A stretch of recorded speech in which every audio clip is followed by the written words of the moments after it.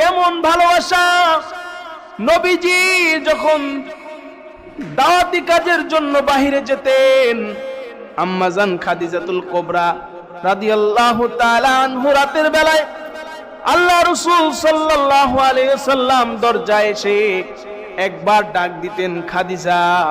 খাদিজা বলার সাথে সাথে দরজাটা খুলে দিতেন। আর আম্মাজান খাদিজাতুল কুবরা এক রাতের জন্য, একদিনের জন্য বিলম্ব করে দরজা খুলেন নাই। সুবহানাল্লাহ পড়েন, আরো জোরে পড়েন সুবহানাল্লাহ।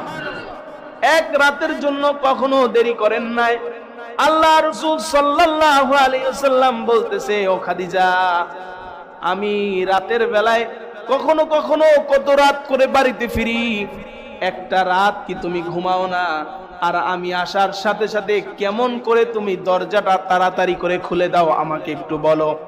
আম্মা জান খাদিজাতুল কুবরা বলতেছে, ইয়া রাসূলুল্লাহ, ইয়া হাবিবাল্লাহ,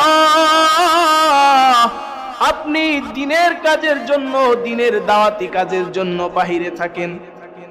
আমি আম্মাজান খাদিজাতুল কুবরা, আমি আপনার স্ত্রী, আপনি দূর থেকে আসবেন। আপনি কত দূর থেকে সফর করে আসবেন রাতের বেলায় বিশ্রামের জন্য।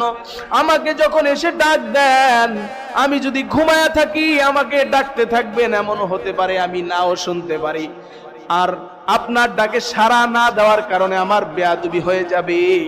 এই জন্য আমি খাদিজা আপনার অপেক্ষায় না ঘুমাইয়া দরজার সাথে পিঠ লাগায়া দাঁড়ায়া থাকি। সুবহান, সারা রাত দাঁড়িয়ে থাকি।